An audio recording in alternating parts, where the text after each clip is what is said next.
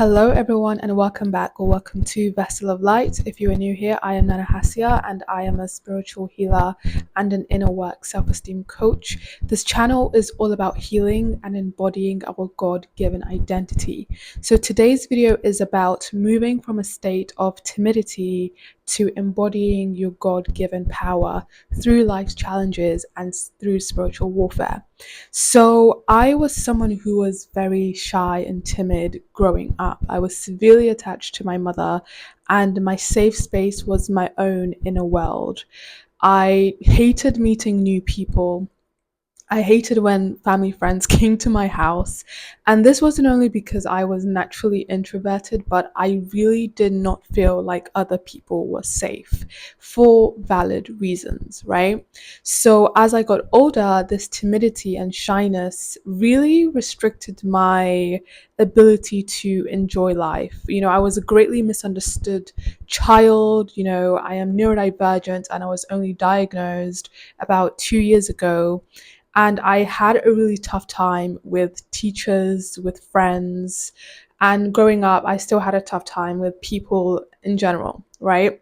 And a lot of this was not only because of the betrayal, the heartbreak, the loss, the bullying that comes with being encoded with power, with spiritual power from the Most High God, but it's also sometimes through our own nature, right? We can be quite timid, we can be quite reserved naturally, which is not an inherently bad thing. Now, throughout my life, I had many challenges that I had to work through. So when I got to a point in my life where a lot of the bullying, a lot of the challenges and dysfunction that I experienced and went through were essentially making me into a version of myself that would have been destroyed by someone or even by myself. I had to make a conscious decision to work through my own challenges and to use the spiritual warfare that I was engaging in or that I was experiencing to make my life better. This was a conscious decision that I made, right? And when you are someone on the spiritual path, especially if you are a seer, if you are a mystic, if you're a priestess, understand that the entire point of the things that you are going through is to initiate you to fully embody your God-given power. It's so that you can stop playing small. It's so that you can stop hiding behind things for validation. It's so that you can stop masking, so that you can unravel the many layers of your power so that you can experience your own transformation, but also so that others can experience your power for their own transformation. And this is something that the enemy always tries to prevent. The enemy is always trying to prevent you from reaching that stage where you know who you are in the eyes of God, that stage where you fully embody your God-given power. But understand that when you make the conscious choice to work through the things that you have been through, this will liberate you. Now, one of the key challenges that spiritually gifted men and women face when it comes to healing the things that we've been through, when it comes to retrieving parts of our identity that others try to rob us of, is trying to make sense of everything that has happened. It's trying to wonder why you have been through certain things that most people have not.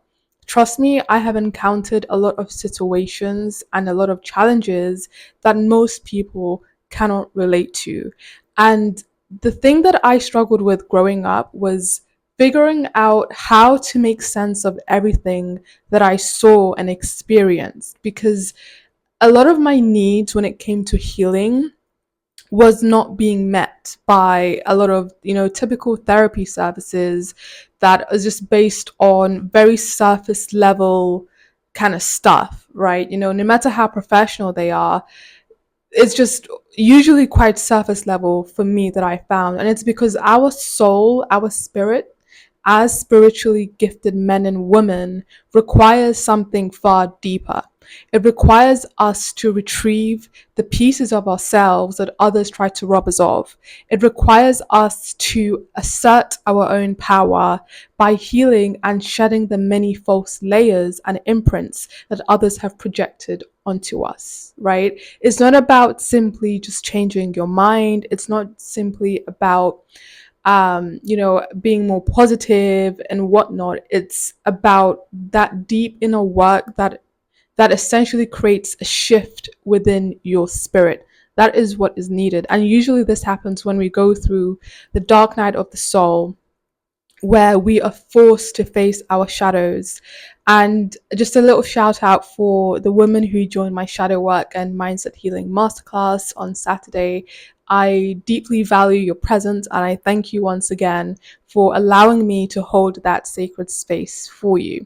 So, going back to the topic, our spirit needs something that is far greater and far more rewiring than what we are offered typically within society, right?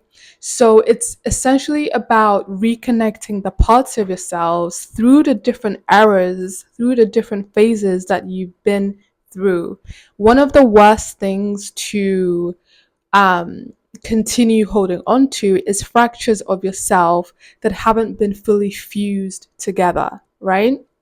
It's about being unafraid of your own power.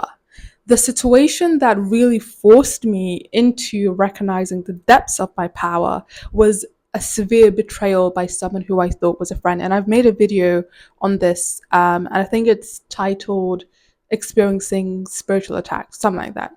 So it was a severe betrayal by someone who was close to me that completely shifted everything about me on a deep cellular level. And when I went through this event, I realized that not many people would have survived what I went through.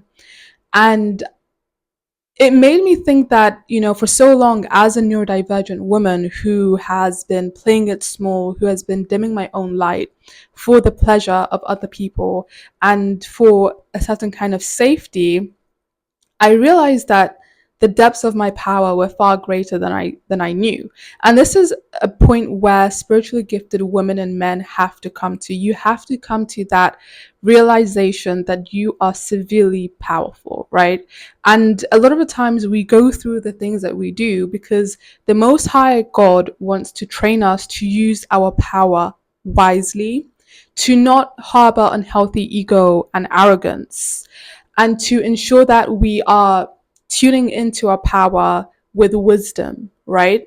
This is why we usually go through the many initiations that we do. And believe me, before you are able to reach that stage where you have access to a vast amount of your power, you will most likely go through an ego death, or you will most likely go through the dark night of the soul.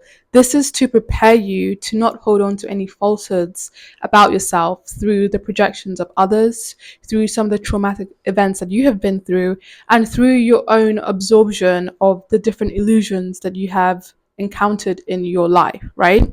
So essentially, your path as a mystic, a healer, a seer, as a spiritually gifted man or woman requires you to move from that stage of timidity, right? A lot of us are quite timid. Initially we're usually quite shy. We're not the loudest in the room, yet we have always drawn attention to us, whether good or bad, that has made people want to target us, that has made people want to harm us and degrade us because they are uncomfortable with their own truths, with their own lives, and they see putting us down as the magic elixir that finally fixes their mental disorders, so to speak, right? So understand that there are a lot of people who are waiting for the pin to drop. There are a lot of people who are waiting for that aha moment where they are able to finally just heal, or that moment where they're finally able to enjoy their lives, but they aren't seeing the gold mine that has been given to them, that which is the darkness they have been through, right? They are not seeing how a lot of the situations that they have been through has been preparing them to actually enjoy their life, to enjoy their power, to enjoy their spirituality, right? Which is why I always recommend for spiritually gifted men and women, especially, to tap into the darkness that they are avoiding, to tap into the shadows that they have been avoiding, because this is where your gold lays, right? When you finally drop the expectations from society, when you finally learn to drop um, the identities that you have clung onto for support and safety, so that you can fully embody who you are meant to be in the eyes of God, so that you can fulfill your God given destiny and purpose. This is when the shift happens, right? So, if you're someone who has been timid and afraid of yourself and people, you've been afraid of your own creativity, your own light, your own power, I implore you to begin to look into the things that you have been avoiding, right? Because this is where the treasure truly, truly lays. And that's it for this video. So if you would like to work with me one-on-one, the link to my website is going to be in the comment section and in the description box below. As always, I am wishing you all love, healing, and constant evolution. I'm wishing for all of you to embody your power to your greatest ability, and I will see you in the next video.